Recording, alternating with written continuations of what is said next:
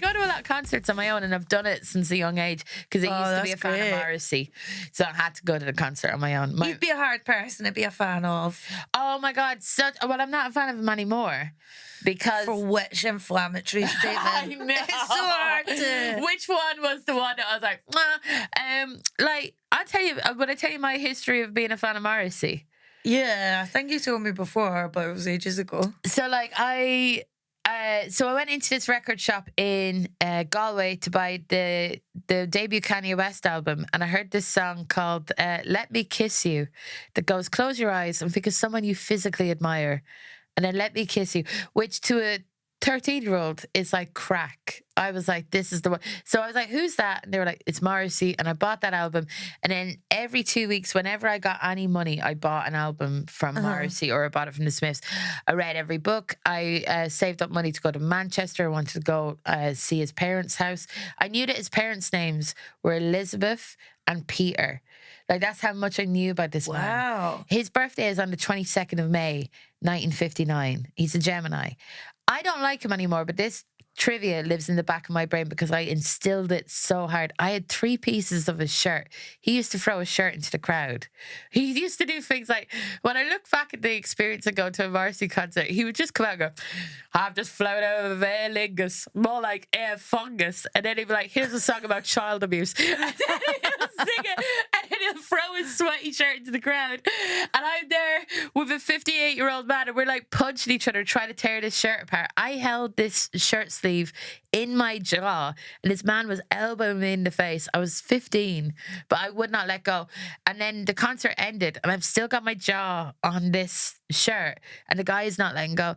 And then this security guard came over, and he's like, "You're absolute sad bastards," and he just cut the shirt. And I was like, "Ugh!" And then I ran away with the piece of shirt in my mouth like a rabid dog. I was obsessed with him. I used to go on different websites. I used to go into Morrissey themed chat rooms and talk to people that were fans of Morrissey. I used to find out what hotel he was staying in Dublin, and I would like hang out outside. I don't know what the fuck I was expecting. Yeah, it was crazy. I once made this plan. It'd be like, "Alison, I see your pain. I see recognize your pain. it. How old are you?" I did similar things with bands when I was a teenager. Which bands? I went to see Plosive once. Yeah, and I barely would even listen to them anymore. Yeah. I think they exist for a time in our lives, and then they go, you know. They made the same album 4 times, pretty much. Good.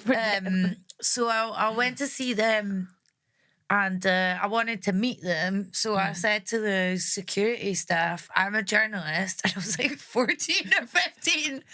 And they were like, "Which publication?" I don't remember what I said, but literally, like, I got in, got taken backstage to the band, and I took out one piece of paper and a pen, and they must have known.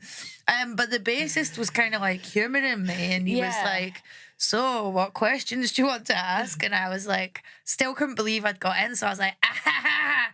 And then I just got like taken back out by security.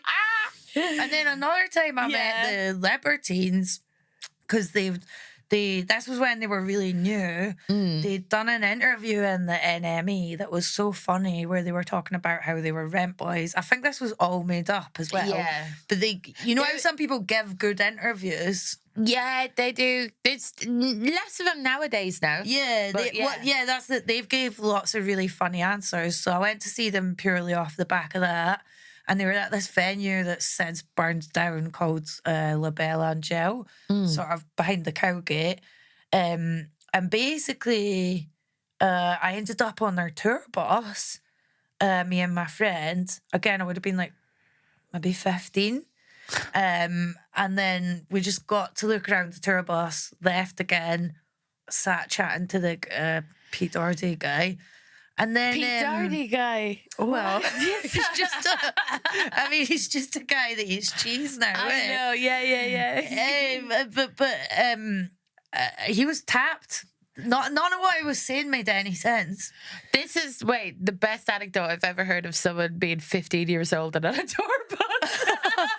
None of what you said made sense. And then we watched them. They had a performance poet as their support instead of a band. Gosh. And I didn't know even what performance poetry was. Yeah. Because I was from Bathgate. Yeah. And then the NME came out the next week and they'd covered this gig.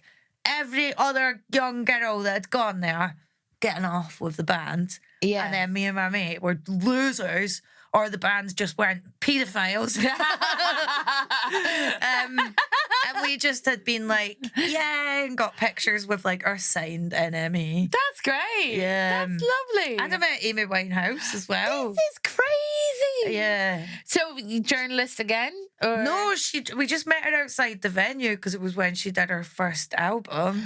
Oh, wow. So I thought. I wish I had that picture. Yeah. But I think it would have been taken on like one of the earliest smartphones. Yeah. There's a picture of me and it was like my uni housemate standing either side of Amy Winehouse, and we look like Giants. her bouncers. Because she's tiny. She was so like implausibly tiny. Yeah, she's shorter than me because I used to live in Camden and used to stand beside her statue. Oh, that statue's hellish. It is. It looks hellish.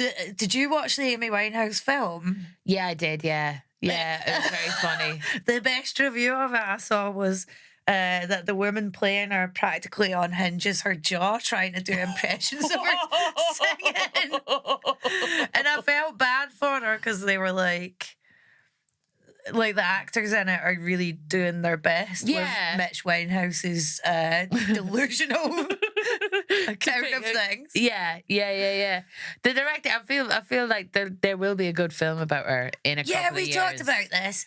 The true Amy Winehouse film is going to be co-directed by me and Alison. Yes. We're going to have the fun stuff that happened, like the time a woman caught her girlfriend apparently cheating with Amy Winehouse. Yeah. And instead of Amy being freaked out that she'd been caught, she went, "Come and join us." I think that was like during her St. Lucia era. Beautiful, right, yeah. Or like the time that she went to see Kavanagh in a pantomime, The Amazing Singer Kavanagh. Yes. And had to get kicked out because she got too excited and was shouting out all the time. Yeah, she just started swinging punches. Yeah. There's so many like, or that I listened to an amazing Amy Winehouse book by her friend when I was hiking. Yeah. I was hiking the West Highland Way. It's the one I listened to as well. Yeah. Yeah. So many good stories in that. Like at one point, she couldn't stop breeding kittens because she'd got like a couple of cats. Yeah. And then the kittens would die because she was on crack. Oh, God. And this is not fun stuff.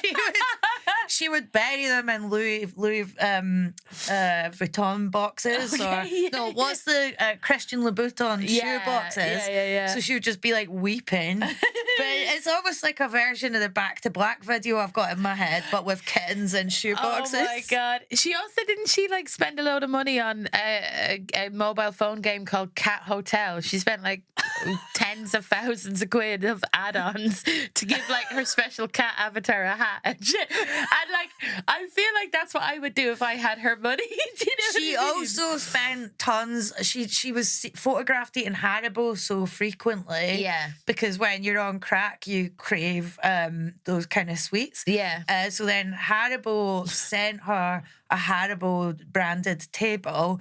And then in this book, there was stories of them all just like doing lines off the Haribo table. Then she had a candy floss machine that they would tip cocaine into and make that's cocaine beautiful. candy floss. Yeah. That's